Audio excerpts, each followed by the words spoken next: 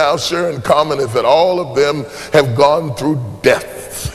Three women, Naomi, who is the older woman, and Ruth, who was her daughter-in-law, and Orpah, who was her other daughter-in-law. Three women whose commonality was pain. Pain is a strange company keeper.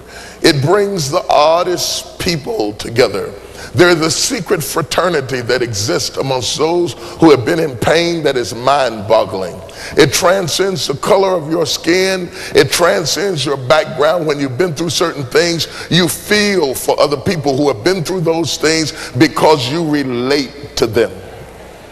I personally don't like to have a whole lot to do with people who have not been through pain. It's nothing against them. I'm not jealous of them. I just can't relate to them. I can't relate to them, and I am sure that they will not be able to relate to me. The parts of me that I need to have known, that I need to have touched, that I need to have fellowship are tied up not in the successes of my life, but in the struggles of my life. For God has done more through my struggles. He's done more through my struggles than he's ever done through my successes. And if you look carefully at my successes are made out of the ingredients of my struggles. And you can never know my successes until you understand my struggles, because my struggles are the pathway that led me into my success. Are you hearing what I'm saying? And so if you're going to have fellowship with somebody, you have to choose your friends and make sure that they've had something to die in their life. If you've never had anything to die in your life, you have the kind of optimism that is annoying. If you've never had anything to go wrong in your life, I don't like to hear you preach. It aggravates me. It gets on my nerves because your preaching has not been balanced by failure. If you've never had anything to die in your life, don't counsel me, because you really don't understand me. Because you don't know why I am like I am until you've been where I've been. If you've never had anything to die in your life, don't sit there and tell me be a man, take it, don't cry. You don't know what I'm taking. You don't know what I'm enduring. You don't understand. Just because you read some books and took a psych class doesn't mean that you're ready to deal with the issues of my life. There's something about going through death and loss and misfortune and adversity. There's something about going through things that don't seem fair to you, that once you go through them, you need to make sense of the madness in your life. Since you can't change what happened and you can't alter what you've been through, at least you need to be able to think that there's some greater good that's going to come out of it. It's what they call bringing closure. To bring closure to it, to justify that I didn't go through this kind of pain for nothing. I need to be able to feel like something good is going to come out of this. If I can't do that, then I feel like I'm a victim, and I feel like I've been victimized, and I forever feel sorry for myself, and I'm not free to go on with my life, and I'm not safe to remarry again, and I'm not safe to get another job again. I'm not safe in another church again because I have unresolved issues out of my past, and I'm not ready to go forward with my life because I'm still tied up with where I came from. I need to know, if I'm going to continue to worship God, I need to know that some demon didn't get loose in my life and wreck my life. I need to know that all hell has not broken loose in my life, that Satan hasn't snatched the steering wheel from God and is driving my life to hell. I need to know that the demonic influences of my enemies have not taken over my life, even though I feel like my life has become a prey to Satanism, wickedness, and carnality. I need to know that God is not through working it out, and that sooner or later he's going to do something in my life that makes sense. I need to know that nothing just happens. And so the women shared a tear together. They wept together. They cried together. They shared pain together. They shared burial together. They shared their losses together. They shared their emptiness together. And Naomi decided, this is it. Got to split. I'm going to quit. I'm going back home where I came from. Got to go. Can't take anymore. I'm going back home. I'm bitter, but I'm going back home bitter. I'm frustrated, but I'm going back home. And they fell on Naomi and began to weep, because Naomi had left a significant impression affliction on them. And all of a sudden, in the midst of this pain, Naomi starts reasoning with them. Stop crying, stop crying. I have no options. What am I going to do? She said, if I married today and had more children, what are you going to do? Wait for the children to become grown that they might be your husbands again? She says, I'm out of the game. The clock is against me. Oh, I wish I had time. I wish I had time to talk about time. What do you do when the clock is against you and you have enough wisdom to do it over, but you don't have enough time to do it over? What do you do when you've missed your season and you've missed your window of opportunity? What do you do when you know that you've got the desire to do it and you've got the passion to do it, but you look in the mirror and the wrinkles in your face and the sagging of your body indicates you don't have time to do this all over again? She says, I don't have time to get pregnant again. I don't have a second chance at life. My life is over. Go away. Don't hang around me. I have nothing left to give. There are people that when you start running out of time, you get bitter, you get desperate, you start pushing people away from you because they're asking something of you that you don't think you can give anymore. And you find yourself in a place of depletion and it feels like God has forgotten you. But I remind you, nothing just happens. At this age, at this stage, there's a reason why it happened at this age. There's a reason why it happened at this level in life. It's not a mistake. It's not an accident. God didn't fall asleep on the job and the devil came in and wrecked the car. No, God never sleeps and he never slumbers. He's in complete control and he knows where you are and he knows how old you are and he knows how much time you spent and he knows what happened to you and he knows who walked out and left you and he knows who betrayed you and he knows who molested you and he knows who raped you and he knows who rejected you and he knows where you are in life and he knows about your bills and he knows about your degree and he knows you dropped out of school and he knows about what you didn't get and he knows about the health of your child and he knows about the condition of your neighborhood. Understand that and tell yourself nothing just happens.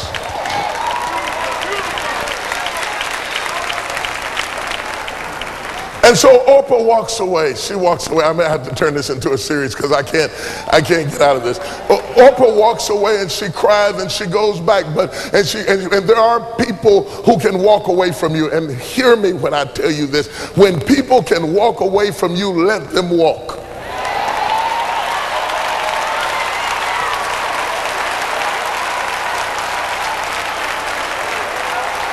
When people can walk away from you, let them walk.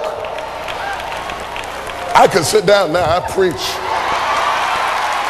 I can sit down. I don't need to make an altar call or nothing. I can sit. I don't have to hoop. I don't have to make you shout. I have just preached right now. When people can walk away from you, let them walk. I don't want you to try to talk another person into staying with you, loving you, calling you, caring about you, coming to see you, staying attached to you. I mean, hang up the phone. When people can walk away from you, let them walk.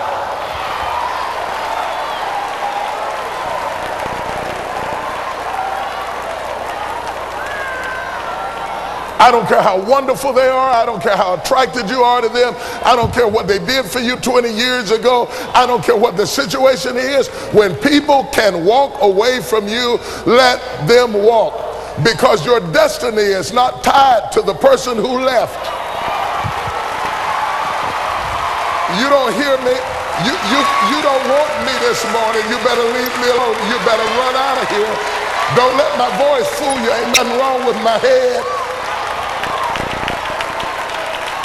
Your destiny is never tied to anybody that left. The Bible said that they came out from us, that it might be made manifest that they were not of us. For had they been of us, no doubt they would have continued with us. People leave you because they're not joined to you. And if they're not joined to you, you get super glue and you can't make them stay. Let them go.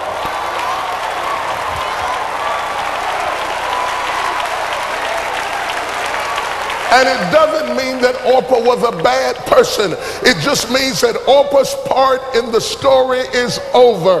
And you've got to know when people's part in your story is over so that you don't keep trying to raise the dead. You got to know when it's dead, David. When your boy is dead, wash your face and have another baby.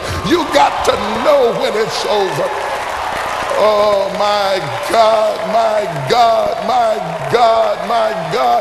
Look at somebody and say, nothing just happens.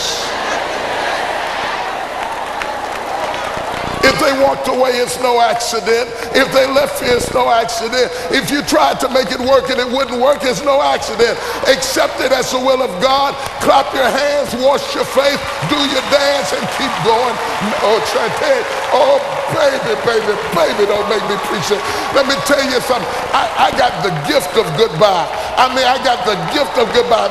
It's a 10th spiritual gift. I believe in goodbye. It's not that I'm hateful. It's that I'm faithful. And I know whatever God needs for me to have, he'll give it to me. And if it takes too much sweat, I don't need it. Stop begging people to stay. Let them go.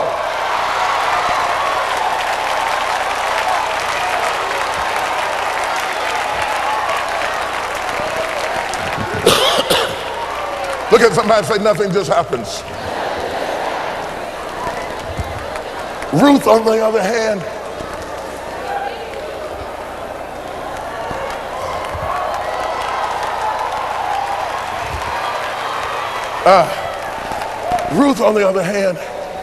coming to the crossroads, she looks at Orpah who left. Ruth turns to Naomi and says, as the Lord liveth, I shall not leave thee. She makes a statement to this woman that sounds somewhere in between poetry, intimacy, and borders on lesbianism. People don't even know how to explain what Ruth said to Naomi. It makes them uncomfortable. They're afraid to talk about it. They don't want to teach on it. The same thing with David and Jonathan. Whenever same-sex relationships get too close, people don't even know what to say because people are so carnal. They think that the only thing that can tie you to somebody is flesh to flesh. Understand that Naomi was an older woman. She was old enough to be Ruth's mama. She's not attracted to Naomi's flesh. Some kind of way Naomi's spirit has gotten in her spirit. There is something that happens to you occasionally where you can meet somebody and you sense that your destiny, oh God, your destiny is tied to that person. Do you understand? Do you understand what's happening to us? Do you understand that we're spending our lives together? Has it ever crossed your mind that we're spending our lives together? That we will die after this? And that we have been joined together and we're spending our life together? Have you ever realized you could spend your life anywhere with anybody doing anything, but something happens inside of you where you sense that your destiny is tied to a ministry or to a vision, and you decide to spend your life? People keep talking about spending their money. That ain't nothing. I can spend my money and live in Chicago, but when I spend my life with you, that's all I have. I don't think that hits you.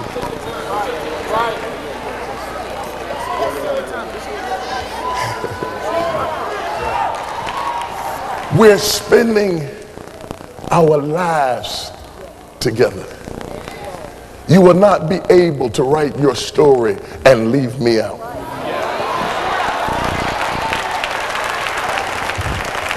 We're spending our lives together. There is no greater bond possible. Occasionally in scriptures, in the whole Bible, you see it happening where people who are not even blood related spend their lives together in the most intimate connection possible. And theologians and scholars and preachers stumble about it because they don't know how to talk about it, because they don't understand the power being joined together. How can we explain what made Elijah leave his natural mother and father and run after Elijah to wait on him, to clean his clothes, to pour water on his hand, to set